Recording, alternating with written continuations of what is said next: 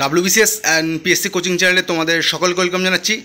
আজকের আমি তোমাদের জন্য তোমাদের যে আপকামিং ডাব্লিউবিসিএস পরীক্ষাটা আসছে সেই পরীক্ষার প্রিভিয়াস ইয়ার হিস্ট্রি 2001-এর শেষ সেটটা নিয়ে এসেছি। অনেক কিছুদিন আগে কিন্তু আমি 2001-এর আরেকটা সেট নিয়ে এসেছিলাম, আর আজকের সেটটা হলো 2001-এর হিস্ট্রির সেটটা শেষ হয়ে যাবে। বুঝতেই পারছো, ক্লার্কশিপ, ডাব্লিউবিসিএস এছাড়াও কোর্টেরও কোশ্চেন করাচ্ছিলাম, তাই জন্য প্রচুর চাপ ছিল। তবে এবার তোমরা খুব তাড়াতাড়ি আমি কিন্তু ক্লার্কশিপের আর দুটো ক্লাস হলে কিন্তু ক্লার্কশিপের যত হিস্ট্রি আছে সব শেষ হয়ে যাবে। আশা করছি আমি এই সপ্তাহের মধ্যে ক্লার্কশিপের প্রিভিয়াস ইয়ার হিস্ট্রির পিওআইকিউ শেষ করে দেবো। আর ডাব্লিউবিসিএসটা আস্তে আস্তে আমি তোমাদের ধাপে ধাপে হিস্ট্রি, পলিটি, জেনারেল সায়েন্স, স্ট্র্যাটেজিকে, ইকোনমিক্স, ভূগোল এগুলো আমি আস্তে শেষ করে দেবো। পারলে অঙ্কটাও আমি ইচ্ছা আছে করানোর, দেখা যাক কী হয়। আর ক্লার্কশিপ নিয়ে যারা চিন্তা করছো, আমি খুব তাড়াতাড়ি শেষ করে দেবো। এই সপ্তাহে হিস্ট্রিটা আমি শেষ করে দেবো ক্লার্কশিপের পিওআইকিউ। তো চলো বন্ধুরা, আর আমার ভিডিওগুলো ভালো লাগলে ভিডিওগুলোকে লাইক করো, পারলে চ্যানেলটাকে সাবস্ক্রাইব করে শেয়ার করো, আর খারাপ লাগলে অবশ্যই কিন্তু ডিসলাইক করো, আর কমেন্ট কিন্তু অবশ্যই করো বন্ধুরা, কারণ তোমরা কমেন্ট করলে কিন্তু আমি অনেক ইন্সপায়ার্ড হই অন্য ভিডিও করার জন্য। তো চলো বন্ধুরা, আজকের ক্লাসটা শুরু করা যাক। আজকের প্রথম প্রশ্ন, পূর্ণ মানবতাবাদ বা র্যাডিক্যাল হিউম্যানিজমের সঙ্গে জড়িত ছিলেন ডাব্লিউবিসিএস 2001 সুভাষচন্দ্র বসু, মানবেন্দ্রনাথ রায়, স্বামী বিবেকানন্দ, বিপিন চন্দ্র পাল। সঠিক উত্তর কী হবে? সঠিক উত্তর হবে মানবেন্দ্রনাথ রায়। খুব একটা গুরুত্বপূর্ণ প্রশ্ন। পূর্ণ মানবতাবাদ বা র্যাডিক্যাল হিউম্যানিজমের সঙ্গে জড়িত ছিলেন কে? তাহলে সঠিক উত্তর হবে মানবেন্দ্রনাথ রায়। এবং কমিউনিস্ট পার্টির সঙ্গেও রিলেটেড যদি এইভাবে প্রশ্ন আসে, তখনও তোমরা সবসময় মানবেন্দ্রনাথ রায়ের সঙ্গে কমিউনিস্ট পার্টি এইটা একটুখানি রিলেট করে রাখবে, মাথায় একটু গেঁথে দেবে। মানবেন্দ্রনাথ রায় ও কমিউনিস্ট এই কটার একটুখানি মাথায় একটুখানি গেঁথে নেবে। আর 1917 সালে তিনি একটি পার্টির প্রতিষ্ঠা করেন, সেটা হচ্ছে সোশ্যালিস্ট ওয়ার্কার্স পার্টি। এটাও কিন্তু আসে পরীক্ষায় যে সোশ্যালিস্ট ওয়ার্কার পার্টির প্রতিষ্ঠাতাকে মানবেন্দ্রনাথ রায়। আর 1919 সালে কিন্তু এই পার্টির নাম পরিবর্তিত হয়ে রাখা হয় মেক্সিকান কমিউনিস্ট পার্টি। এরা কিন্তু আরও অনেক ব্যাখ্যা আছে, দিলে দেরি হয়ে যাবে। আর তার জন্মকালীন নাম ছিল কিন্তু নরেন্দ্রনাথ রায়। এটাও কিন্তু আসতে পারে যে মানবেন্দ্রনাথ রায়ের আসল নাম কী ছিল? নরেন্দ্রনাথ রায়। তিনি কিন্তু মানবেন্দ্রনাথ রায় নামেই বহুল পরিচিত। এবং সরি বন্ধুরা, কিন্তু এই যে দেখছো সোশ্যালিস্ট ওয়ার্কার্স পার্টি ও মেক্সিকান কমিউনিস্ট পার্টি, এটা যদি এই ডেট ধরে না মনে রাখো, ডাইরেক্ট এর মধ্যে দিয়ে দিতে পারে যে মেক্সিকান কমিউনিস্ট পার্টির প্রতিষ্ঠা থেকে, তখনও মানবেন্দ্র রায় উত্তর দেবে, মানবেন্দ্রনাথ রায়। এবং সোশ্যালিস্ট ওয়ার্কার্স পার্টির প্রতিষ্ঠা কে করেছে বা প্রতিষ্ঠা থেকে, তখনও মানবেন্দ্রনাথ রায় দেবে। দুটো পার্টির নাম জাস্ট মনে রাখবে। আর ডিটেলে মনে রাখলে 1917 সালে সোশ্যালিস্ট ওয়ার্কার্স পার্টি প্রতিষ্ঠা হয়, 1919 সালে এর নাম পরিবর্তন করে রাখা হয় মেক্সিকান কমিউনিস্ট পার্টি। তো চলো বন্ধুরা, পরের প্রশ্ন খুব গুরুত্বপূর্ণ, এগুলো মনে রেখো। তমলুকে জাতীয় সরকার আর এই যে র্যাডিক্যাল হিউম্যানিজম বা পূর্ণ মানবতাবাদের সাথে জড়িত ছিলেন, পিএসসিতে এই প্রশ্নটা বহুতবার রিপিট হয়, ভালো করে মনে রেখো। তমলুকে জাতীয় সরকার গঠনের সর্বাধিনায়ক কে ছিলেন? সরি বন্ধুরা, একটু সর্দি আছে। ডাব্লিউবিসিএস 2001 তমলুকে জাতীয় সরকার গঠনের সর্বাধিনায়ক কে ছিলেন? অপশানগুলো দেখে নেওয়া যাক। অপশান 1 অজয় মুখার্জি, অপশান 2 সুশীল ধারা, অপশান 3 সতীশচন্দ্র সামন্ত, অপশান 4 বীরেন শাসমল। সঠিক উত্তর হচ্ছে সতীশচন্দ্র সামন্ত। তমলুকে তোমরা জানো যে ব্রিটিশ সরকার যখন ভারতবর্ষ দখল করে রেখেছিল, মানে ওই তোমার ভারত ছাড়ো আন্দোলনের ওই সময়টাই কিন্তু তমলুকে একটা প্যারালাল সরকার গঠন করেছিল সতীশচন্দ্র সামন্ত। মানে এই তমলুক জাতীয় সরকার যদি কখনো আসে যে তমলুক জাতীয় সরকারের প্রতিষ্ঠাতাকে, সঠিক উত্তর হবে সতীশচন্দ্র সামন্ত। এই যে দেখছো তোমরা তিনজনে, সুশীল ধারা, সতীশচন্দ্র সামন্ত, অজয় মুখার্জি, এই তিনজনই কিন্তু এই তমলুক জাতীয় সরকারের সাথে জড়িত ছিল, মানে প্রতিষ্ঠার সাথে জড়িত ছিল। কিন্তু এই তমলুক জাতীয় সরকারের সর্বাধিনায়ক ছিলেন কিন্তু সতীশচন্দ্র সামন্ত। এবং সতীশচন্দ্র সামন্ত গ্রেপ্তার হওয়ার পর কিন্তু যতদূর মনে পড়ছে অজয় মুখার্জি কিন্তু সর্বাধিনায়ক হয়েছিলেন। এবং সুশীল ধারা নামটাও মনে রাখবে, এরা সবাই তমলুক জাতীয় সরকারের সঙ্গে কিন্তু যুক্ত ছিল। আর এই যে তমলুক জাতীয় সরকার বা তাম্রলিপ্ত জাতীয় সরকার, এটা কিন্তু তমলুক জাতীয় সরকার গঠন বা এইভাবেও আসতে পারে যে তোমরা জানো যে তাম্রলিপ্ত বা তমলুক মানে আমাদের পূর্ব মেদিনীপুর সঙ্গে রিলেট করে। তাহলে তাম্রলিপ্ত জাতীয় সরকার যদি আসে যে তাম্রলিপ্ত জাতীয় সরকার গঠনের সর্বাধিনায়ক কে ছিল বা তমলুক জাতীয় সরকার গঠনের সর্বাধিনায়ক কে ছিল, একই উত্তর হবে। আর এইটা যদি আসে যে কখনো তাম্রলিপ্ত জাতীয় সরকার প্রতিষ্ঠা হয় কত সালে, তখন সঠিক উত্তর হবে 1942 সালে।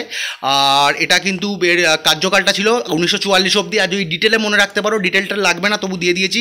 1942 সালের 17ই ডিসেম্বর কিন্তু এই তমলুকে তাম্রলিপ্ত জাতীয় সরকার প্রতিষ্ঠা করেন সতীশচন্দ্র সামন্ত। এবং এর এর কার্যকাল ছিল 1944 সালের 8ই আগস্ট। এবার এটা 8ই আগস্টও দেখতে পারো, আরও অনেক জায়গায় একটু অন্যভাবেও দেখতে পারো, অন্য তারিখও দেখতে পারো, মানে আগস্ট মাসেরই অন্য তারিখ, এটা অতটা ইম্পর্টেন্ট নয়। শুধু 1942 সালে তাম্রলিপ্ত জাতীয় সরকার প্রতিষ্ঠা হয়েছিল, এটা মনে রেখো। এবং মহাত্মা গান্ধীর অনুরোধে কিন্তু পরে ওই 1944 সালের 1 সেপ্টেম্বর কিন্তু এই তাম্রলিপ্ত জাতীয় সরকার কিন্তু ব্রিটিশ সরকারের কাছে আত্মসমর্পণ করে। আচ্ছা চলো বন্ধুরা, পরের প্রশ্ন, ঋক বৈদিক যুগে নিম্নলিখিত দেবতাদের মধ্যে কে আবির্ভূত হয়নি? মানে তোমরা জানবে যে এই প্রশ্নগুলো আসে যে কোন যে দেবতা ছিল যে ঋক বৈদিক যুগে, মানে পরবর্তী বৈদিক যুগ, ঋক বৈদিক যুগে মানে কারা ইম্পর্টেন্স ছিল, পরে কাদের ইম্পর্টেন্সই হারিয়েছে, এই প্রশ্নগুলো আছে। তাই এখানে অপশানে আছে ইন্দ্র, মরুত, শিব ও অদিতি। সঠিক উত্তর হবে শিব। ঠিক আছে বন্ধুরা, পরবর্তী বৈদিক যুগে কিন্তু শিব, ব্রহ্মা, বিষ্ণু এইসব ঈশ্বরগুলো কিন্তু বেশি পরিমাণে আরাধ্য হয়ে ওঠে। আর ইন্দ্র, অদিতি, মরুত এরা কিন্তু পরবর্তীকালে কিন্তু অনেক মানে কি বলবো ব্রাত্য হয়ে পড়ে। কিন্তু ঋক বৈদিক যুগে কিন্তু ইন্দ্র, অদিতি, মরুত আরও দেখবে অনেক দেবতার লিস্ট দেওয়া আছে, তোমরা পড়লে দেখতে পাবে, তারা কিন্তু প্রধান দেবতা ছিল, আরাধ্য দেবতা ছিল। তো চলো পরের প্রশ্ন বন্ধুরা, বাংলায় দ্বৈত ব্যবস্থা বা ডুয়েল সিস্টেম, এটা আমি বহুতবার দিয়েছি, মিসলেনিয়াস বিভাসিয়ারেও দিয়েছি। তাহলে ডুয়েল সিস্টেম কে খারিজ করেন? তাহলে না সরি বন্ধুরা, আমি কিন্তু ওখানে বেশিরভাগ প্রশ্নটা ওখানে আসতো যে ডুয়েল সিস্টেম প্রবর্তন করে কে, এখানে এসছে খারিজ করে। তাহলে ডুয়েল সিস্টেম অপশানগুলো দেখে নাও, তারপর বলছি Clive, Holwell, Warren Hasting, Lord Cornwallis. WBCS 2001-এর প্রশ্ন, সঠিক উত্তর কিন্তু হবে ওয়ারেন হেস্টিং 1772 সালে। আর বাংলায় কিন্তু এই দ্বৈত ব্যবস্থা বা ডুয়েল সিস্টেম চালু করেছিল কে? 1765 সালে। সালটাও তোমাদের মনে রাখতে হবে, রবার্ট ক্লাইভ। ঠিক আছে, রবার্ট ক্লাইভ কিন্তু 1765 সালে বাংলায় ডুয়েল সিস্টেম বা দ্বৈত ব্যবস্থা চালু করে। আর 1772 সালে কিন্তু এই ডুয়েল সিস্টেম অ্যাবলিস্ট করে দিচ্ছে আমাদের, বা তুলে দিচ্ছে হচ্ছে আমাদের ওয়ারেন হেস্টিং। ঠিক আছে বন্ধুরা, আর এই সূত্রে বলে রাখছি বাংলার প্রথম গভর্নর কে ছিল? Robert Clive. এবং বাংলার শেষ গভর্নর কে ছিল? Warren Hastings. আর বাংলার প্রথম গভর্নর জেনারেল কে ছিল? Warren Hastings. মানে বাংলার প্রথম গভর্নর জেনারেল, বাংলার প্রথম গভর্নর রবার্ট ক্লাইভ, আর শেষ গভর্নর জেনারেল ওয়ারেন হেস্টিং। বাংলার প্রথম গভর্নর হচ্ছে রবার্ট ক্লাইভ, আর শেষ গভর্নর হচ্ছে ওয়ারেন হেস্টিং। আর বাংলার প্রথম গভর্নর জেনারেল কিন্তু ওয়ারেন হেস্টিং, এবং শেষ গভর্নর জেনারেল হচ্ছে আমাদের লর্ড উইলিয়াম বেন্টিক। আচ্ছা চলো বন্ধুরা, পরের প্রশ্ন, দিল্লির লোদি সুলতানগণ, অপশানগুলো দেখে নেওয়া যাক, তুর্ক, পার্সিক, আরব, আফগান। অপশানগুলো সঠিক উত্তর হবে আফগান। মানে দিল্লির লোদি যে সুলতানগণ, মানে লোদি বংশের প্রতিষ্ঠাতা কে ছিলেন? তোমরা জানো যে বৌলুল লোদি, এবং এই বংশের শেষ যে সুলতান ছিলেন হচ্ছে ইব্রাহিম লোদি, যাকে হারিয়ে কিন্তু বাবর মুঘল সাম্রাজ্যের পত্তন করে ভারতবর্ষে 1526 খ্রিস্টাব্দে প্রথম পানিপথের যুদ্ধের পর। তাহলে দিল্লির লোদি সুলতানরা কোন বংশগত ছিল? আফগান বংশগত ছিল। তো চলো বন্ধুরা, পরের প্রশ্ন, এই সূত্রে বলে রাখলাম লোদি বংশের প্রতিষ্ঠাতা হচ্ছে বৌলুল লোদি। এই সম্বন্ধে আমি বহুত নোট কিন্তু আমি দিয়েছি, চাইলে দেখে নিতে পারো মিসলেনিয়াস প্রিভিয়াস ইয়ারের হিস্ট্রি সেটগুলো। আমার দেশকে ভালোবাসা যদি অপরাধ হয় তাহলে আমি অপরাধী, কে বলেছিলেন? মানে এটা একটা কোট। আমার দেশকে ভালোবাসা যদি অপরাধ হয় তাহলে আমি অপরাধী, কে বলেছিলেন? অরবিন্দ ঘোষ, চিত্তরঞ্জন দাস, মহাত্মা গান্ধী, সুভাষচন্দ্র বসু। সঠিক উত্তর আমার মতে অরবিন্দ ঘোষ। তোমরা চাইলে এটা কিন্তু চেক করে নিতে পারো। তাহলে আমার দেশকে ভালোবাসা যদি অপরাধ হয় তাহলে আমি অপরাধী, এটা কে বলেছিলেন? অরবিন্দ ঘোষ বা ঋষি অরবিন্দ। চলো বন্ধুরা, পরের প্রশ্ন, গান্ধীজি খুব ইম্পর্টেন্ট একটা প্রশ্ন, গান্ধীজি তার কাইজার হিন্দ পদক ফিরিয়ে দিয়েছিলেন কিসের জন্য? গান্ধীজি তার কাইজার হিন্দ পদক ফিরিয়ে দিয়েছিলেন কিসের জন্য? অপশানগুলো দেখে নেওয়া যাক। অপশান 1 জালিয়ানওয়ালাবাগ হত্যাকাণ্ড, অপশান 2 রাউলাট আইন, অপশান 3 চৌরি চৌরার ঘটনা, অপশান 4 তুরস্কের প্রতি সুবিচার করতে না চাওয়া। এবারে সঠিক উত্তর আমি এখানে দিয়েছি তুরস্কের প্রতি সুবিচার করতে না চাওয়া। এবং এই সম্বন্ধে আগে তোমাদের বলে দিই, প্রথমে আরেক নোটটা দেখে নাও, এই নোটটা আগে দেখে নাও। প্রথম প্রশ্ন আসতে পারে যে গান্ধীজি কবে কাইজার হিন্দ পেয়েছিলেন ব্রিটিশ সরকার কর্তৃক? তাহলে 1915 সালে কিন্তু গান্ধীজি ব্রিটিশ সরকার কর্তৃক কাইজার হিন্দ অ্যাওয়ার্ডটা পাচ্ছেন। আর 1920 সালে কিন্তু তিনি একটি মানে এই পদকটা কিন্তু ফিরিয়ে দিচ্ছেন ব্রিটিশ সরকারকে কোনো একটা প্রতিবাদ করার জন্য। এখানে সঠিক উত্তর হয়েছে তুরস্কের প্রতি সুবিচার করতে না চাওয়া। মানে প্রথমে উনি কেন পেয়েছিলেন? মানে বোর যুদ্ধ বা বোর ওয়ার হয়েছিল দক্ষিণ আফ্রিকায় থাকাকালীন, উনি যখন দক্ষিণ আফ্রিকায় ছিলেন ব্রিটিশ সরকারের সাথে একটা বোর যুদ্ধ হচ্ছিল। সেই যুদ্ধের সময় আহত ব্রিটিশ সৈনিককে কিন্তু মহাত্মা গান্ধী একটা ক্যাম্প করে সেবা করেছিলেন, এবং এর জন্যই কিন্তু ব্রিটিশ সরকার তাকে ভারতবর্ষে ফিরে আসার পর কিন্তু এই কাইজার হিন্দ পুরস্কার দিয়েছিলেন, এবং তিনি এটা 1920 সালে ফিরিয়ে দেন। এবং অনেক জায়গায় তোমরা দেখতে পাবে এটা জালিয়ানওয়ালাবাগ হত্যাকাণ্ডের, মানে অনেকে জায়গায় বলছে যে জালিয়ানওয়ালাবাগ হত্যাকাণ্ডের প্রতিবাদেও কিন্তু তিনি ফিরিয়েছিলেন। কিন্তু সঠিক উত্তর তুরস্কের প্রতি সুবিচার করতে না চাওয়া। তোমরা জানবে যে নন কোঅপারেশন মুভমেন্ট বা আমাদের যে অসহযোগ আন্দোলন, তার 2 বছর পরেই যে খিলাফত আন্দোলন, যেটা 1920 সালে সংগঠিত হয়েছিল, খিলাফত আন্দোলনে তোমরা ভালো করে পড়লেই তোমরা বুঝতে পারবে যে মানে তুরস্কের মানে তুরস্কের যে সুলতান বা খলিফা, একে কিন্তু সমগ্র যে ধরো মুসলিম বিশ্ব আছে বা মুসলিম ওয়ার্ল্ড তাকে কিন্তু ধর্মগুরু মানত। এবং এই প্রথম বিশ্বযুদ্ধের সময় কিন্তু এই তুরস্ক জার্মানির পক্ষ নিয়েছিল, এই কারণে কিন্তু ব্রিটিশরা ক্ষিপ্ত হয়ে গেছিলো এবং এই তুরস্ককে অনেক ভাগে ভাঙতে চেয়েছিল। এবং এই ওনার যে তুরস্কের যে সুলতান বা খলিফা তার কিন্তু অনেক মর্যাদাহানি করতে চেয়েছিল, এই জন্য কিন্তু ভারতীয় মুসলমানরা ক্ষুব্ধ হয়েছিল। এবারে এইটা তোমরা খিলাফত আন্দোলনটা পড়লে বুঝতে পারবে। আর এর প্রতিবাদেই কিন্তু মহাত্মা গান্ধী কাইজার হিন্দ পদকটা ফিরিয়ে দিয়েছিলেন। খিলাফত আন্দোলনটা ভালো করে পড়ো, ওখান থেকে কিন্তু প্রচুর প্রশ্ন আসে। আর 1915 সালে উনি পেয়েছেন আর 1920 সালে উনি রিটার্ন করছেন। তো চলো পরের প্রশ্ন বন্ধুরা, ভারতের জাতীয় কংগ্রেস প্রতিষ্ঠার পূর্বে সুরেন্দ্রনাথ বন্দ্যোপাধ্যায় ও আনন্দমোহন বসু যে প্রতিষ্ঠান স্থাপন করেছিলেন তার নাম তোমরা অনেকেই জানো। প্রশ্নটা উত্তরটা তো চলেই এসছে, native association, Indian association, British Indian society, উপরের কোনোটাই নয়। সঠিক উত্তর হচ্ছে ইন্ডিয়ান অ্যাসোসিয়েশন বা ভারত সভা, যেটা 1876 খ্রিস্টাব্দে কিন্তু প্রতিষ্ঠা করেছিলেন আমাদের আনন্দমোহন বসু ও সুরেন্দ্রনাথ বন্দ্যোপাধ্যায়। এবার তোমরা কখনো যদি পরীক্ষায় দেখো যে মানে সুরেন্দ্রনাথ বন্দ্যোপাধ্যায়টা বেশি আসে, আনন্দমোহন বসুটা কম আসে, যে ভারতের এই ভারত সভা বা ইন্ডিয়ান অ্যাসোসিয়েশন কে প্রতিষ্ঠা করেছেন ওখানে দেখবে আনন্দমোহন বসু অপশানটা কম আসে। কিন্তু তোমরা কিন্তু দুটোই ভালো করে মনে রেখো। আর ইন্ডিয়ান লীগ প্রতিষ্ঠা হয় এই সূত্রে একটু দিয়ে দিয়েছি আমি, মানে এই যে ইন্ডিয়ান অ্যাসোসিয়েশন বা ভারত সভা প্রতিষ্ঠা হচ্ছিল 1876 সালে। এর আগে আমাদের শিশির কুমার ঘোষ কিন্তু একটা বিখ্যাত প্রতিষ্ঠা করেছিলেন, সেটা হচ্ছে ইন্ডিয়া লীগ। এটা কিন্তু পরীক্ষায় বহুতবার রিপিট হয়, ওই জন্য আমি দিয়ে দিয়েছি, তোমরা এটা কিন্তু কাইন্ডলি ভালো করে পড়ে নিও। উনি 1875 সালে শিশির কুমার ঘোষ কিন্তু ইন্ডিয়া লীগের প্রতিষ্ঠা করেন। আর তার এক বছর পর কিন্তু সুরেন্দ্রনাথ বন্দ্যোপাধ্যায় এবং আনন্দমোহন বসু কিন্তু আমাদের এই ইন্ডিয়ান অ্যাসোসিয়েশন বা ভারত সভা প্রতিষ্ঠা করছেন। এবং শিশির কুমার ঘোষ তোমরা জানো যে অমৃতবাজার পত্রিকার ফাউন্ডার বলো, সম্পাদক বলো, এটাও পরীক্ষা আছে যে অমৃতবাজার পত্রিকার প্রতিষ্ঠাতা কে বা সম্পাদক কে, তখন সঠিক উত্তর শিশির কুমার ঘোষ হবে। তো চলো পরের প্রশ্ন বন্ধুরা, 1857 সালে আছে এখানে একটা 8 বেশি চলে 5টা, আচ্ছা 7টা, একটু ভুলভাল হয়ে গেছে ওটা বন্ধুরা, মানে ওটা 1857 হবে, মানে 8টা তুলে দিতে হবে 4 নম্বরের ডিজিটে। 1857 সালে মহাবিদ্রোহ, বা বুঝতে পারছো সিপাহী মিউটিনি যেটা হয়েছিল 1857 সালের মহাবিদ্রোহ নেতাদের মধ্যে নিম্নলিখিত কোন ব্যক্তি ছিলেন না? WBCS 2001 প্রশ্ন। মানে এই যে 4জন অপশানে দেখছো, নানা সাহেব, রানী লক্ষ্মীবাই, মানসিংহ ও কুঁয়ার সিংহ, এদের 4 জনের মধ্যে কে কিন্তু এই মহাবিদ্রোহের বা সিপাহী বিদ্রোহের সময়, মহাবিদ্রোহী মানে জানো সিপাহী বিদ্রোহের সময় কিন্তু ছিলেন না বা অংশগ্রহণ করেনি। সঠিক উত্তর হচ্ছে মানসিংহ জানো যে আকবরের সময়কার, এটা তো সোজা প্রশ্ন, তোমরা দেখেই বুঝতে পারছো। আর বাকি 3 জনই কিন্তু এই সিপাহী বিদ্রোহের সঙ্গে রিলেট ছিল। তো চলো পরের প্রশ্ন বন্ধুরা, নিম্নলিখিত ঐতিহাসিকদের মধ্যে কে সুলতান মাহমুদের ভারত অভিযানকে জেহাদ বা ধর্মযুদ্ধ বলে ব্যাখ্যা করেছেন?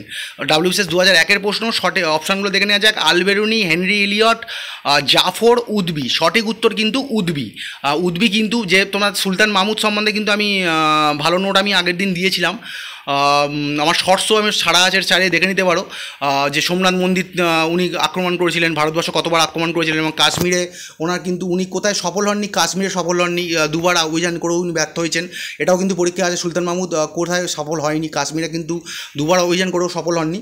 তাই এর সময় দেখে নিও তোমরা, আমি নোট দিয়েছি আগেও। তাহলে ওনার যে আর কি ভারত অভিযান যেটা হয়েছিল, অনেকে কিন্তু এটাকে ধর্মযুদ্ধ বলেনি, কিন্তু কে ধর্মযুদ্ধ বলেছিল? উদ্বি কিন্তু ওনাকে ওনার যে অভিযানকে ধর্মযুদ্ধ বলে আখ্যা করেছেন বা জিহাদ বলে আখ্যা করেছেন। মৌর্য সাম্রাজ্যের পাটলিপুত্র নগরের পৌর শাসনের সর্বাপেক্ষা মূল্যবান উৎস কি? WBCS 2001 প্রশ্ন। ইন্ডিকা, অর্থশাস্ত্র, মুদ্রারাক্ষস, অশোকের লেখমালা। সঠিক উত্তর হবে ইন্ডিকা। ঠিক আছে বন্ধুরা, যে মৌর্য সাম্রাজ্যের যে পাটলিপুত্র নগরের যে পৌর শাসন, মানে ওই যে মৌর্য যে ডাইনাস্টির ওই সময় যে ওদের যে মানে পৌর শাসন ব্যবস্থা যে জানতে হলে কিন্তু ইন্ডিকা কিন্তু একটা বড় একটা আর কি বলবো নিদর্শন। ইন্ডিকা থেকে আর কি জানতে পারা যায় যে ওই সময় কীভাবে আর কি আমাদের মৌর্য সাম্রাজ্যের সময় যে পৌর শাসন ব্যবস্থাটা কীরকম ছিল। আর তোমরা জানো যে চন্দ্রগুপ্ত মৌর্য কিন্তু আমাদের আর ইন্ডিকার রচয়িতাকে মেগাস্তিনিস, এটা লেখা হয়নি, বহুতবার এসছে তোমরা জানো। মেগাস্তিনিসের ইন্ডিকার রচয়িতা কিন্তু মেগাস্তিনিস। ঠিক আছে বন্ধুরা, তোমরা জানো আশা করি। এবং মেগাস্তিনিস প্রথম চন্দ্রগুপ্ত মৌর্যের রাজত্বকালেই কিন্তু ভারতবর্ষে এসেছিলেন। বৌদ্ধ ধর্মতত্ত্ব নিম্নলিখিত কিসের মধ্যে উল্লেখিত? জাতক, শতপথ, উপনিষদ, ধর্মপদ। সঠিক উত্তর কিন্তু ধর্মপদ, ঠিক আছে। এই যে বৌদ্ধ ধর্মতত্ত্ব মানে এই যে শতপদ উপনিষদ, এটা কিন্তু তোমরা পড়লেই জানতে পারবে, এটা কিন্তু আমাদের হিন্দু ধর্মের সঙ্গে রিলেট করছে। শতপদ উপনিষদ তোমরা ওইখানটা আর কি বেদ, মানে ওই যে জায়গাটা ঋগ্বেদ, আমাদের 4টে ভাগ আছে, ঋক, সাম, যজু, অথর্ব, ওখান থেকে ভালো করে যে ব্রাহ্মণ, আরণ্যক, এইগুলো যে ভালো করে পড়লে তোমরা জানতে পারবে, ওখানে শতপদ ব্রাহ্মণ এরকম আছে দেখবে। তা শতপদ উপনিষদ টোটালি আমাদের সঙ্গে, জাতক হচ্ছে হিন্দু ধর্মের সঙ্গে রিলেট করছে শতপদ উপনিষদ। আর জাতক হচ্ছে কিন্তু হচ্ছে মানে আমাদের যে গৌতম বুদ্ধের পূর্ব জন্মে উনি কতবার, মানে জাতক কাহিনী তোমরা জানবে যে ওনার পূর্ব জন্ম সম্বন্ধে ওখানে আছে। আর বৌদ্ধ ধর্মতত্ত্বটা কিন্তু ধর্মপদে কিন্তু উল্লেখিত আছে। তো চলো পরের প্রশ্ন বন্ধুরা, তুর্কিদের মধ্যে কে প্রথম ভারতবর্ষ আক্রমণ করেন? গজনীর মাহমুদ মানে সুলতান মাহমুদ, যেটা একটু আগেই এসেছিল প্রশ্নটা, যিনি যার অভিযানকে উদ্ভিদ জিহাদ বলে ঘোষণা করেছেন বা ধর্মযুদ্ধ বলে ঘোষণা করেছেন। সুবক্তগিন, আলোপ্তগিন, আব্দুল ওয়াহিদ। সঠিক উত্তর কিন্তু সুবক্তগিন। এবারে এখানে একটা প্রশ্ন হচ্ছে, সুবক্তগিন কিন্তু ভারতবর্ষ আক্রমণ করেছিলেন, কিন্তু বহুবার চেষ্টা করেও উনি কিন্তু ভারতবর্ষে প্রবেশ করতে পারেনি। কিন্তু এখানে আমার মতে এবং আমি যতদূর দেখেছি কিন্তু এখানে সঠিক উত্তর সুবক্তগিন হবে। কিন্তু আবার অনেক জায়গায় যদি সুবক্তগিন না থাকে কিন্তু সঠিক উত্তর সুলতান মাহমুদ হবে। আর মানে যদি প্রশ্নটা এরমভাবে যায় যে তুর্কিদের মধ্যে কে প্রথম, কোন তুর্কি সুলতান প্রকৃতভাবে ভারতবর্ষ আক্রমণ করেন, তখন সঠিক উত্তর গজনীর মাহমুদ হতো যদি প্রকৃত দেওয়া থাকতো কথাটা। এখানে না হলে কিন্তু সুবক্তগিন হবে। মানে আলোপ্তগিনের জামাতা ছিল সুবক্তগিন, আর সুবক্তগিনের পুত্র ছিলেন গজনীর এই সুলতান মাহমুদ, ঠিক আছে বন্ধুরা। দেখবে যে গজনবী বংশের প্রতিষ্ঠাতা, অনেক জায়গায় এটাও আবার একটা কনফিউজিং প্রশ্ন যে গজনবী বংশের প্রতিষ্ঠাতা কিন্তু অ্যাকচুয়ালি আলোপ্তগিন, আবার ওটা কিন্তু আবার অনেক জায়গায় ওনার জামাতা সুবক্তগিনকেই গজনবী বংশের প্রতিষ্ঠাতা বলছেন। মানে বেশিরভাগ জায়গায় ওটাই দেওয়া উচিত। একটু কনফিউজিং কোশ্চেন যে গজনবী বংশের প্রতিষ্ঠাতা সুবক্তগিন, আলোপ্তগিন থাকলে সুবক্তগিনটা দেওয়াই বেটার হবে, কারণ আলোপ্তগিন আরও একটা পরিচয় আছে, তোমরা দেখলে বুঝতে পারবে, ইয়েমেনি শাসক হিসেবে পরিচিত আছে ওনার। তা এগুলো একটু কনফিউজিং প্রশ্ন। তা এখানে আমার মতে সঠিক উত্তর সুবক্তগিন। তোমরা চাইলে আরও ভালো করে দেখে নিতে পারো। অভিনব ভারত কে প্রতিষ্ঠা করেন? WBCS 2011। আমি হাইকোর্টের প্রশ্ন এসেছিল যখন, আমি কিন্তু এটা দিয়েছিলাম, হাইকোর্টের ক্লাস করাচ্ছিলাম যখন। বাল গঙ্গাধর তিলক, অরবিন্দ ঘোষ, BD সাভারকর, বিপিনচন্দ্র পাল। খুব গুরুত্বপূর্ণ একটা প্রশ্ন। সঠিক উত্তর হচ্ছে বিনায়ক দামোদর সাভারকর এবং ওনার ভাতা গণেশ সাভারকর কিন্তু এই অভিনব ভারত প্রতিষ্ঠার সঙ্গে প্রতিষ্ঠা করেছিলেন। আচ্ছা, ওখানে আমি এসেছিল প্রশ্নটা যে কোর্টে আমি প্রশ্নটা সেট করেছিলাম, ওখানে দিয়েছিলাম যে মিত্রমেলা কে প্রতিষ্ঠা করেছে। মানে এটাও কিন্তু একটা গুরুত্বপূর্ণ প্রশ্ন। মিত্রমেলা প্রতিষ্ঠা করেছে সেটাও বিনায়ক দামোদর সাভারকর, এবং গণেশ সাভারকর আসবে না, তবু জেনে রাখো। এবার যদি দেখো যে ঘুরিয়ে দিয়ে দিল যে বিনায়ক দামোদর সাভারকর অভিনব ভারত প্রতিষ্ঠা করেছেন, আর কে ওনার সঙ্গে সহকারী ছিলেন, তখন 4টে অপশনের সঙ্গে দেখলে 3টে অপশনের সঙ্গে একজন আছেন গণেশ সাভারকর, তখন সঠিক উত্তর গণেশ সাভারকর দিতে হবে। তাই জন্য দুটো নামই মনে রাখবো, ওনার নাম, ওনার ভাতার নাম। এবং উনি প্রথমে কিন্তু মিত্রমেলা প্রতিষ্ঠা করেন, সেটা 1899 সালে। 1904 সালে কিন্তু ওটার নাম পরিবর্তন করে রাখা হয় অভিনব ভারত। খুব গুরুত্বপূর্ণ এটাও আছে যে মিত্রমেলা প্রতিষ্ঠা করেছিলেন বিনায়ক দামোদর সাভারকর। ওটা পরবর্তীকালে কী নামে প্রকাশ পায়, তখন সঠিক উত্তর হবে অভিনব ভারত, বা অভিনব ভারতের পূর্ব নাম ছিল মিত্রমেলা, ঠিক আছে। এটা গুপ্ত সংগঠন উনি প্রতিষ্ঠা করেছিলেন। এবারে এটা কিন্তু ইয়ং ইন্ডিয়া সোসাইটি নামেও পরিচিত। যদি কখনো আসে যে ইয়ং ইন্ডিয়া সোসাইটি কে প্রতিষ্ঠা করেছেন, তখনও সঠিক উত্তর হবে বিনায়ক দামোদর সাভারকর ও তার সহকারী হিসেবে গণেশ সাভারকর, ওনার ভাতা। আর ইয়ং ইন্ডিয়া সোসাইটি আর ইয়ং ইন্ডিয়া ম্যাগাজিন কিন্তু দুটো আলাদা। ইয়ং ইন্ডিয়া যে পত্রিকা প্রকাশ করেছিলেন মহাত্মা গান্ধী যতদূর সম্ভব 1931 সাল নাগাদ। আর ইয়ং ইন্ডিয়া, যদি কখনো প্রশ্ন দেখো যে ইয়ং ইন্ডিয়া, এই সূত্রে বলে রাখছি যেহেতু এসছে কোশ্চেনটা, ইয়ং ইন্ডিয়া বই গ্রন্থ কে লিখেছেন, তখন কিন্তু সঠিক উত্তর হবে লালা লাজপত রায়। ইয়ং ইন্ডিয়া গ্রন্থের রচয়িতা হচ্ছে লালা লাজপত রায়। ইয়ং ইন্ডিয়া পত্রিকার প্রতিষ্ঠাতা হচ্ছেন মহাত্মা গান্ধী। আর ইয়ং ইন্ডিয়া সোসাইটির প্রতিষ্ঠাতা হচ্ছে বিনায়ক দামোদর সাভারকর ও গণেশ সাভারকর, ওটাও তোমরা মনে রেখো। মিত্রমেলা 1899 সালে, 1904 সালে এটার নাম পরিবর্তন হয়ে থাকে অভিনব ভারত। তো চলো পরের প্রশ্ন বন্ধুরা, বুদ্ধদেবের প্রতিমূর্তি প্রথম নির্মিত হয়েছিল, অপশানগুলো দেখে নেওয়া যাক। অপশান 1 মথুরা শিল্পশৈলী, অপশান 2 সারনাথ শিল্পশৈলী, অপশান 3 গান্ধার শিল্পশৈলী, অপশান 4 অমরাবতী শিল্পশৈলী, ঠিক আছে বন্ধুরা। তাহলে সঠিক উত্তর কিন্তু গান্ধার শিল্পশৈলী। বুদ্ধদেবের যে প্রতিমূর্তি প্রথম নির্মিত হয়েছিল কিন্তু আমাদের গান্ধার শিল্পশৈলীতে, আর গান্ধার শিল্পশৈলীতেই বৌদ্ধ ধর্মের বেটার নিদর্শনটা পাওয়া যায়।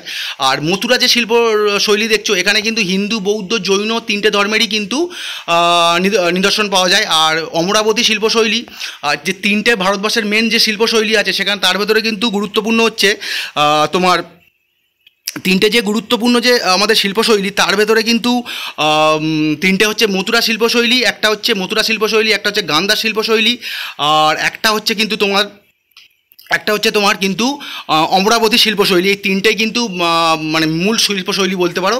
আর বুদ্ধের প্রতিমূর্তি প্রথম নির্মিত হয়েছিল গান্ধার শিল্প শৈলীতে। আর এই যে গান্ধার দেখছো, গান্ধারটা তোমরা জানবে যে গান্ধার আমাদের যে ষোড়শ মহাজন পদ বা ষোড়শ মহাজন পদের কিন্তু একটা অন্যতম মহাজন পদ ছিল কিন্তু গান্ধার, এবং যার রাজধানী ছিল তক্ষশিলা। আর এই গান্ধার কিন্তু বর্তমানে কোথায় অবস্থিত? পাকিস্তানে অবস্থিত। স্পেসিফিক্যালি বললে কিন্তু পেশোয়ার ও রাওয়ালপিন্ডি ওই রিজিয়ানে কিন্তু অবস্থিত। আর এটাও আছে জানো যে গান্ধারের রাজধানী কি ছিল? তক্ষশিলা। আর গান্ধার কিন্তু গান্ধার কিন্তু ষোড়শ মহাজন পদের একটা অংশ। আর তোমরা চাইলে কিন্তু মথুরা শিল্পশৈলী, সারনাথ শিল্পশৈলী, গান্ধার শিল্পশৈলী, অমরাবতী শিল্পশৈলী এগুলো কিন্তু পারলে পড়ে নিও। মানে এগুলো কিন্তু ডিটেলেও ভবিষ্যতে তোমাদের ডেসক্রিপটিভ পরীক্ষা হলে এগুলো তোমাদের খুব ভালোভাবে পড়তে হবে। আচ্ছা, আর এটাও জানো যে প্রশ্নে আসে যে গ্রিক, রোমান ও ভারতীয় শিল্পরীতির সমন্বয়ে যে শিল্পরীতি গড়ে উঠেছিল সেটার নাম কি? গান্ধার শিল্পরীতি। মানে যে গান্ধার শিল্পরীতিতে কিন্তু গ্রিক, রোমান ও ভারতীয় শিল্পরীতির সমন্বয় দেখতে পাওয়া যায়, এবং এটা কিন্তু কুষাণ আমলেই এই শিল্পের বিকাশ ঘটেছিল। কুষাণ আমলেই কিন্তু এই শিল্পশৈলীর বিকাশ ঘটেছিল। ঠিক আছে বন্ধুরা, চলো পরের প্রশ্ন। গুপ্ত যুগের শ্রেষ্ঠ আয়ুর্বেদ পণ্ডিতকে? WBCS 2001 প্রশ্ন। ভট্ট, বাণভট্ট, চরক, বাঘভট্ট। অপশানগুলো এইভাবেই আর কি ছিল।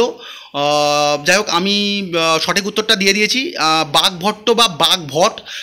এখানে বাঘভট্ট দেওয়া আছে, সঠিক উত্তর কিন্তু বাঘভট যদি আসে ওটাও দেবে। তার রচিত ধরো যে এখানে বলে দিচ্ছি, বাণভট্ট তোমরা জানো যে হর্ষবর্ধনের সভাকবি, হর্ষচরিত লিখেছিলেন। আচ্ছা, ভট্টটা আলাদা, ছেড়ে দাও, ওটা আমি সম্বন্ধে ইনফরমেশান গ্যাদার করিনি। আর চরক তোমরা জানবে, চরক কিন্তু কনিষ্কের চিকিৎসক ছিলেন, মানে উনি কুষাণ পিরিয়ডে ছিলেন, আর কুষাণের পরেই গুপ্তা পিরিয়ড শুরু হচ্ছে। আর মানে সুশ্রুতকে তুমি দেখবে যে কুষাণ পিরিয়ডও দেখতে পাচ্ছ, আবার গুপ্তা পিরিয়ডও দেখতে পাচ্ছ। চরক কিন্তু স্পেসিফিক্যালি কুষাণ পিরিয়ডই আছে, আমি যতদূর জানি যে উনি কনিষ্কের চিকিৎসক ছিলেন। আর এই যে বাঘভট্ট, মানে ভারতবর্ষের যেরকম তিনটে যে আয়ুর্বেদের ওপর যে তিনটে গ্রন্থ আছে, সরি বন্ধুরা, এইগুলো একটু করতেই হচ্ছে। যারা আমার ক্লাস আজকে প্রথম দেখছো, এটা কিন্তু আমার করতে হচ্ছে, কারণ যদি এই স্ক্রিনটা যদি আমি বারবার টাচ না করি, মানে এই অ্যানিমেটটা না করি, তাহলে কিন্তু আমার সফটওয়্যারটা হ্যাং হয়ে যাবে এবং আবার প্রথম থেকে ভিডিও করতে হবে। যারা আমার পুরনো ছাত্র তারা জানো, ছাত্রছাত্রী জানো, যারা নতুন আজকে প্রথম আমার এই ক্লাসটা দেখছো, আর যে ছাত্রছাত্রী আমার ক্লাসটা দেখছো, কিন্তু এটা নিয়ে একটু মানে বিরক্ত হয়েও না, কারণ এটা আমার করতেই হয়, না হলে কিন্তু সফটওয়্যারটা হ্যাং হয়ে যাবে।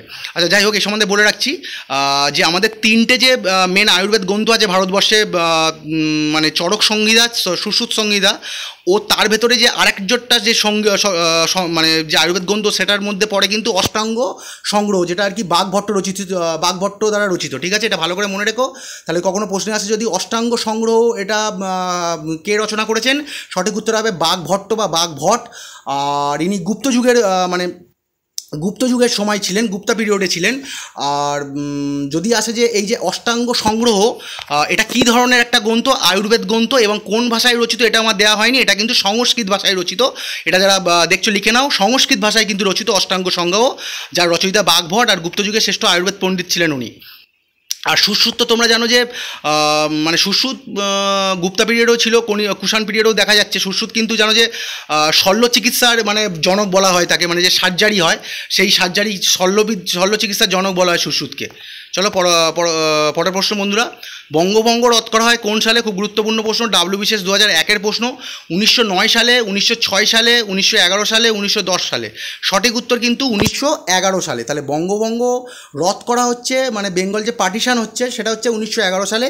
এবং এই সময় বঙ্গভঙ্গ রদ, এখানে প্রশ্ন হচ্ছে রদ করা হচ্ছে, মানে বেঙ্গল রিউনাইট হচ্ছে, মানে আবার যখন ধরো বঙ্গভঙ্গ হয়ে যাচ্ছে 1905 সালে, আবার 2011 সালে যখন এটা আবার কি রিউনাইটেড হচ্ছে, তখন কিন্তু ভাইসরয় ছিল আমাদের লর্ড হার্ডিঞ্জ। ঠিক আছে, আর কত সালে হয়েছে? 1911 সালে। এবার এই সম্বন্ধে দেখে নাও, একটা ভালো নোট দিয়ে দিয়েছি, আগেও দিয়েছি, আরেকবার দিলাম, ভবিষ্যতে যখন কোশ্চেনটা রিপিট হবে আর দেবো না, তোমরা এই নোটটাই দেখে নেবে। বঙ্গভঙ্গের ঘোষণা করা হয়েছিল, এটাও কিন্তু পরীক্ষায় আছে, কারণ বেশিরভাগ সোজা পরীক্ষায় আসবে বঙ্গভঙ্গ কবে হয়েছিল, 1905 সালে, কিন্তু ভালো একটু স্ট্যান্ডার্ড পরীক্ষায় কিন্তু এরকম আসবে না। প্রথম কথা, বঙ্গভঙ্গ ঘোষণা করা হয়েছিল কত সালে, এটা তোমাদের প্রথম জানতে হবে। 1905 সালের 19শে জুলাই কিন্তু বঙ্গভঙ্গের ঘোষণা করা হয়, এবং এটাকে কার্যকরী হয় কিন্তু, মানে প্রচুর বিরোধ হয়েছিল এই সম্বন্ধে, এই বঙ্গভঙ্গ যাতে না হয়, সেই বিরোধ সত্ত্বেও কিন্তু এটা কার্যকরী হয়েছিল 16ই অক্টোবর আচ্ছা, এটা 2005 সাল হবে না, 1905 সাল, সরি বন্ধুরা, আমি ক্ষমাপ্রার্থী। মানে বঙ্গভঙ্গ ঘোষণা করা হয় 19 জুলাই 1905 সালে এবং এটা কার্যকরী করা হচ্ছে 16 অক্টোবর 1905 সালে। এবং এই সময় আমাদের ভাইসরয় ছিল বা বড়লাট ছিল লর্ড কার্জন। আর এই সময় এইটা একটা গুরুত্বপূর্ণ প্রশ্ন, এটা কিন্তু অনেকে পড়ে না ছাত্ররা, যে এই সময় বাংলার ছোটো লাট কে ছিলেন, মানে লেফটেন্যান্ট, তখনকার দিনের যে বাংলার লেফটেন্যান্ট গভর্নর কে ছিলেন, এই সময় বাংলার লেফটেন্যান্ট গভর্নর ছিলেন অ্যান্ড্রু ফ্রেজার। ঠিক আছে, এইবার এই ধরো বঙ্গভঙ্গ হলো যখন 1905 সালের 16 অক্টোবর যখন বঙ্গভঙ্গ হলো, বাংলাটাকে দুভাগে ভাগ করে দিল এরা। তাহলে একটা হলো, একটা প্রভিন্স হয়ে গেল পশ্চিমবঙ্গ, বিহার, ওড়িশা। এবার এর ভেতরে আবার ডিটেলে যদি জানতে চাওয়া যায় তাহলে তোমাদের কিন্তু আরও মানে পার্টিকুলার মানে কোন এরিয়া ধরে, মানে উড়িষ্যার সম্বলপুর থেকে, মানে এইভাবে বললে আরও অনেক সময় যাবে, তোমরা দেখে নিও। আর আরেকটা প্রভিন্স হয় হচ্ছে আমাদের পূর্ববঙ্গ ও আসাম। ঠিক আছে বন্ধুরা, যে যার সঙ্গে কিন্তু পার্বত্য, মানে ত্রিপুরার যে পার্বত্য এলাকাটা, হিল এরিয়াটা, সেটাও কিন্তু যুক্ত হয়েছিল এই নবগঠিত পূর্ববঙ্গের সাথে, যেটা এখন বর্তমানে জানো একটা আলাদা দেশ, ওরা একটা আলাদা স্বতন্ত্র দেশ, যেটা বাংলাদেশ নামে পরিচিত। 1971 সালে ওরা স্বাধীনতা লাভ করেছে। প্রথমে তো পূর্ব পাকিস্তানের সাথেই ছিল, পূর্ব পাকিস্তান হয়েছে, পরে এখন বাংলাদেশ হয়েছে। আর তাহলে এই সময়ে যখন ধরো 1905 সালে যখন বঙ্গভঙ্গ হচ্ছে, তখন মানে এই যে বঙ্গভঙ্গটা হয়েছিল এর পিছনে তিনটে যে মাথা ছিল, তার ভেতরে একটা ছিল কিন্তু এই অ্যান্ড্রু ফ্রেজার, আর তোমরা আরেকজন ছিল রিসলে। ওই রিসলে পত্রটাও তোমরা পড়ে নিতে পারো, ওটাও কিন্তু এই বঙ্গভঙ্গর সাথে জড়িত। আরেকটু ভালোভাবে পড়লে তোমাদের ভালো হবে ওটা। আর যেই আর ধরো আরেকটা প্রভিন্স তৈরি হলো নবগঠিত পূর্ববঙ্গ আর আসাম, যেখানে মাউন্টেন মানে যে হিল ত্রিপুরাটাও যুক্ত হয়েছিল, মানে ত্রিপুরার পার্বত্য এরিয়াও যুক্ত হয়েছিল। তাহলে যে পূর্ববঙ্গ আসামের লেফটেন্যান্ট ছোটলাট হলো বা লেফটেন্যান্ট গভর্নর হলো ব্যামফিল্ড ফুলার। মানে যে পশ্চিমবঙ্গ, বিহার, ওড়িশা এই পার্টটার আমাদের ছোটলাট হলো হচ্ছে আমাদের ব্যামফিল্ড ফুলার, যেটা বর্তমানে ধরো পশ্চিমবঙ্গ, তা বিহার, ওড়িশা আলাদা হয়ে গেছে। আর পূর্ববঙ্গ ও আসামের ছোটলাট হলো ব্যামফিল্ড ফুলার, আর আমাদের পশ্চিমবঙ্গ, বিহার, ওড়িশার এই দিকটার হলো আমাদের অ্যান্ড্রু ফ্রেজার।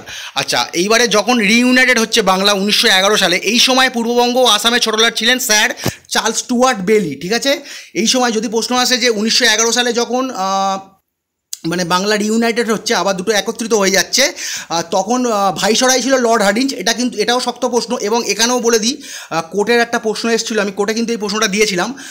যদি পার্টিকুলার ইন্ডিকেট করে দেয় যে যখন বাংলা আবার রিউনাইট হচ্ছে 1911 সালে, তখন বড়লাট কে ছিল, তো এই চারটে অপশানের মধ্যে দুটো লর্ড হার্ডিঞ্জ দেখো, একটা দেখবে যে লর্ড হার্ডিঞ্জ 1, একটা দেখছো লর্ড হার্ডিঞ্জ 2। সঠিক উত্তর হবে লর্ড হার্ডিঞ্জ 2, মানে দ্বিতীয় লর্ড হার্ডিঞ্জ। আর প্রথম লর্ড হার্ডিঞ্জ একদম আলাদা, যদি এরকমভাবে ইন্ডিকেট করে দেয় তাহলে সঠিক উত্তর লর্ড হার্ডিঞ্জ 2 হবে, আর দেওয়ার চান্সটা খুবই কম।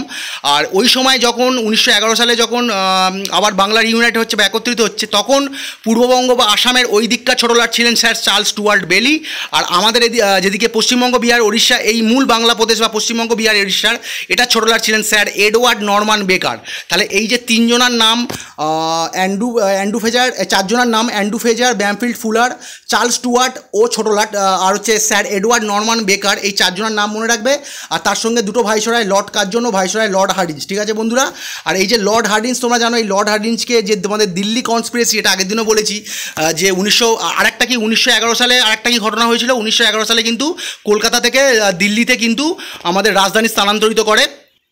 আর 1912 সালে কিন্তু একটা শোভাযাত্রাতে তোমরা জানো যে লর্ড হার্ডিঞ্জকে মারার চেষ্টা করেছিল বিপ্লবী বসন্ত বিশ্বাস, এবং সেই যে ঘটনাটা ঘটিয়েছিল বিপ্লবী বসন্ত বিশ্বাস, তার প্রধান চক্রী ছিল কিন্তু আমাদের রাসবিহারী বসু, যিনি পিএন ঠাকুর ছদ্মনামে পরিচিত। এটাও কিন্তু আছে যে দিল্লি কনস্পিরেসির বা দিল্লি যে ষড়যন্ত্রের প্রধান মাথা কে ছিল তখন হবে রাসবিহারী বসু, এবং বসন্ত বিশ্বাস কিন্তু ওনাকে বোমা ছুঁড়েছিলেন, কিন্তু উনি আহত হয়েছিলেন, মারা যাননি।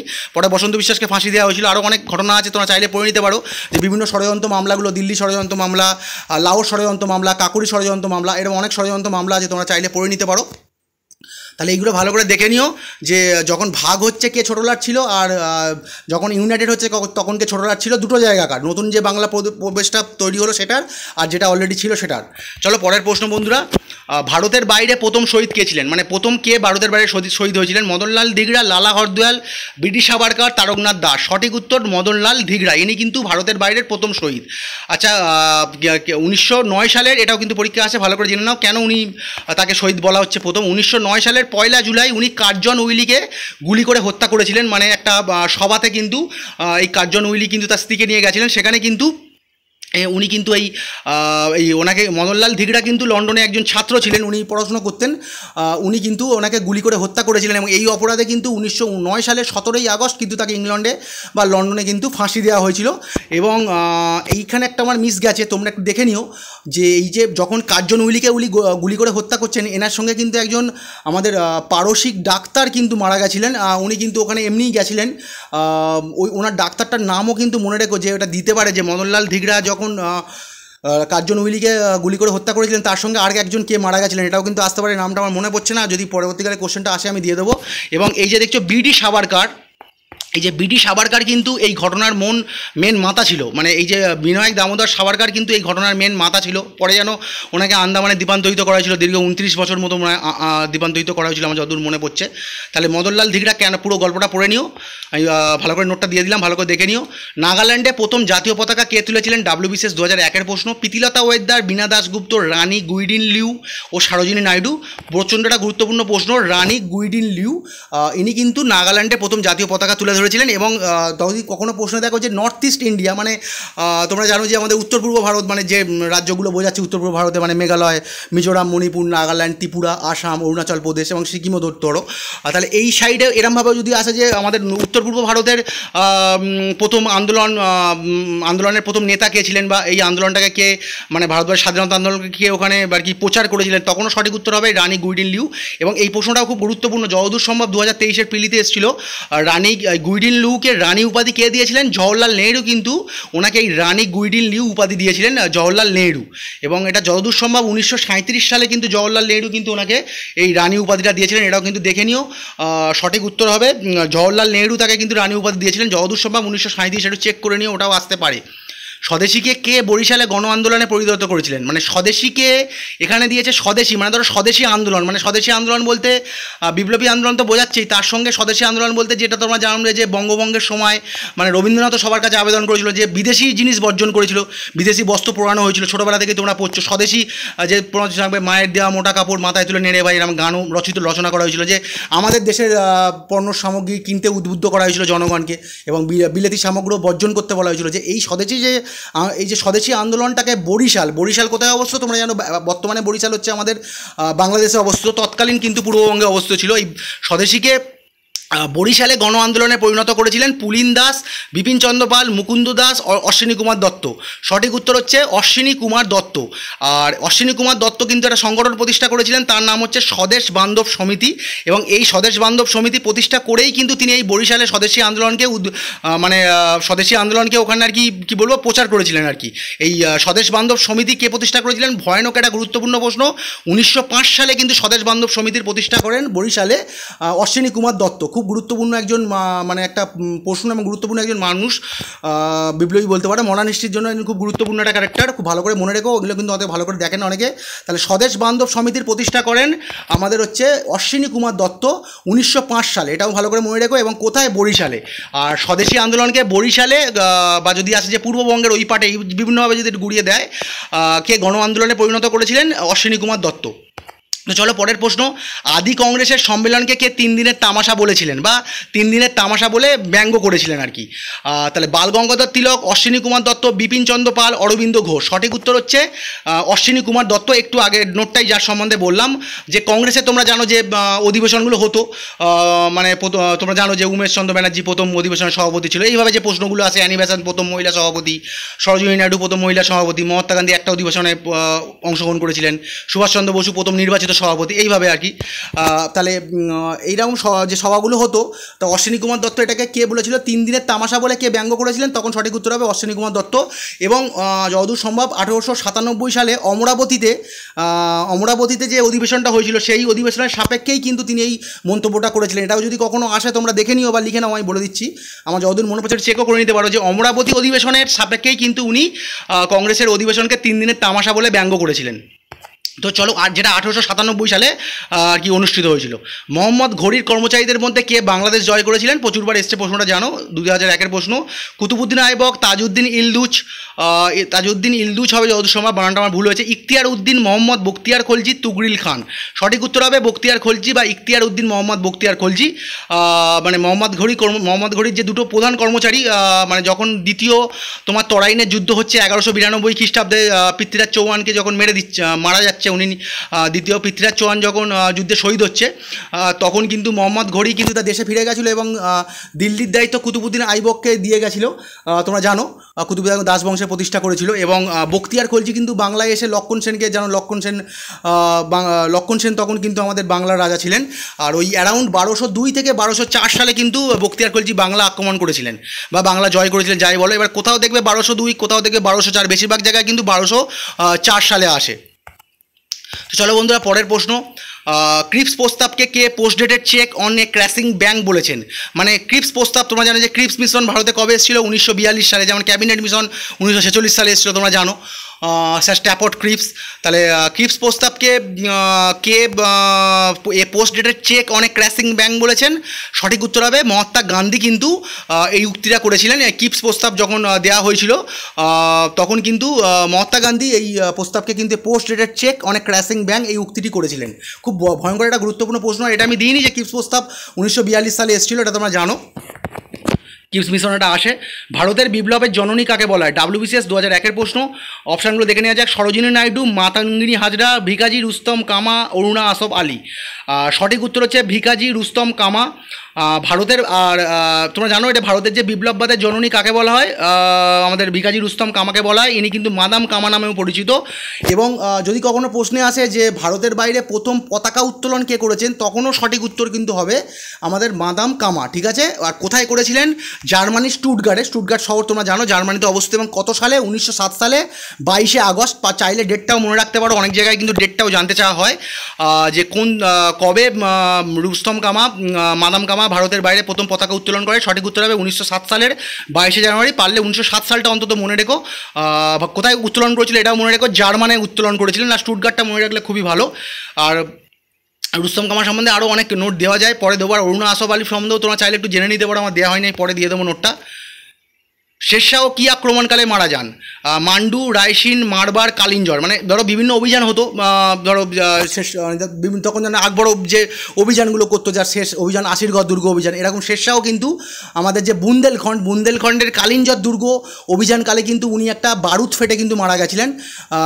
বন্দুকের বারুদ হয়তো ফেটে কিন্তু তিনি মানে মারা গেছিলেন, নিহত হয়েছিলেন। এবং কত সালে? 1545 সালে, ডেটটাও মনে রেখো। তাহলে কালিঞ্জর দুর্গ অভিযানকালে কিন্তু উনি কিন্তু মারা গেছিলেন। এবং এটাও আসে অনেক জায়গায় কীভাবে মারা গেছিলেন, ওই বারুদ ফেটে। এটাই ভালো করে মনে রাখবে, এক্সপ্লোশন, মানে এইটা ইংলিশে আসলে দেখে নিও যে এক্সপ্লোশন এই কথাটা থাকবে নিশ্চয়ই। তাহলে কী কারণে মারা গেছিলো? বারুদ ফেটে মারা গেছিলেন কালিঞ্জর দুর্গ অভিযানকালে, যেটা বুন্দেলখণ্ডে অবস্থিত 1545 সালে। এই সম্বন্ধে কিন্তু বহু নোট দিয়েছি। আর জানো তোমরা শেরশাহের যে আমাদের একজন হিন্দু সেনাপতি ব্রহ্মজিৎ গড়, এবার হুমায়ুনের সঙ্গে যে ওনার যুদ্ধগুলো, বিল্লগামের যুদ্ধ, চৌসারের যুদ্ধ, সেগুলো আমি সবই দিয়েছি আগে। কবুলিয়ত পাট্টা প্রবর্তন করেছিলেন, এগুলোও দিয়েছি, তোমরা দেখে নিও। গ্যাংটক রোড, এটাও ওনার সঙ্গে জড়িত, ভালো করে দেখে নিও। পল্লব স্থাপত্য শিল্পের দৃষ্টিনন্দন, বানানটা ভুল হয়েছে, এখানে দৃষ্টিনন্দন হবে, টটা পড়েনি। পল্লব স্থাপত্য শিল্পের দৃষ্টিনন্দন নিদর্শন WBCS 2001, 4টে অপশানের মধ্যে কোনটা পল্লব স্থাপত্য শিল্পের দৃষ্টিনন্দন নিদর্শন? মানে খুব গুরুত্বপূর্ণ একটা প্রশ্ন। সঠিক উত্তর হবে মহাবলীপুরমের প্রস্তর খোদিত রথ। মানে এটা পল্লব যুগেই কিন্তু তৈরি হয়েছিল। মহাবলীপুরমের প্রস্তর খোদিত রথ, এটা তৈরি করেছিল কে? প্রথম নরসিংহ বর্মন, ঠিক আছে বন্ধুরা। আর এটা তাহলে প্রথম পল্লব স্থাপত্য শিল্পের 4টে অপশানের মধ্যে কোনটা একটা দৃষ্টিনন্দন নিদর্শন? এটা হচ্ছে মহাবলীপুরমের প্রস্তর খোদিত রথ। এটা প্রথম নরসিংহ বর্মন নির্মাণ করেছিলেন, বা প্রথম নরসিংহ বর্মনের রাজত্বকালে নির্মিত হয়েছিল। এবারে তাঞ্জোরের মন্দিরটা কি? আচ্ছা, মাদুরাইয়ের মন্দিরটা প্রথমে জেনে নাও। মাদুরাইয়ের মন্দির, এটা আমি যতদূর বুঝতে পারছি এটাই জানতে চাওয়া হয়েছে। মীনাক্ষী আম্মা মন্দির বলে একটা মন্দির, এটাই সম্বন্ধেই কিন্তু মনে হচ্ছে জানতে চাইছে। বা মীনাক্ষী মন্দির, যেটা নির্মাণ করেছিলেন প্রথম সদয় বর্মন কুলশেখর, যিনি পাণ্ডব বংশের রাজা ছিলেন। এবার আসতে পারে যে ধরো 4টে মন্দির দিয়ে এখানে দিয়ে দিল, ধরো এখানে প্রশ্নটা যদি আসতো যে পাণ্ডব স্থাপত্য শিল্পের দৃষ্টিনন্দন নিদর্শন কোনটা, তখন সঠিক উত্তর হতো মাদুরাইয়ের মন্দির। আর এই যে পাণ্ডব বংশ, তোমরা জানবে যে পাণ্ডব বংশের রাজধানী ছিল মাদুরাই। তোমরা দেখো বইকুলে যে পাণ্ডব বংশের রাজধানী রাজধানী ছিল বা পাণ্ড্য সাম্রাজ্যের রাজধানী ছিল কিন্তু মাদুরাই। আর মাদুরাই যে বিখ্যাত মীনাক্ষী আম্মা মন্দির, এটাই যদুর নাম, তোমরা দেখে নিও। আর এটা নির্মাণ হয়েছিল প্রথম সদয় বর্মন। নামটা কিন্তু একটু অন্যরকমও দেখতে পারো, ওই কুলশেখর নামটা ভালো করে মনে রেখো। কুলশেখরটা সব জায়গায় একইভাবে, প্রথম সদয় বর্মন কুলশেখরের রাজত্বকালে কিন্তু এটা নির্মিত হয়েছিল, বা প্রথম সদয় বর্মন কুলশেখর কিন্তু এটা নির্মাণ করেছিলেন। আর এই যে তাঞ্জোর মন্দির, এটা নির্মাণ করেছিলেন আমাদের রাজরাজ চোল, ইনি চোল বংশের একজন রাজা, তোমরা জানো।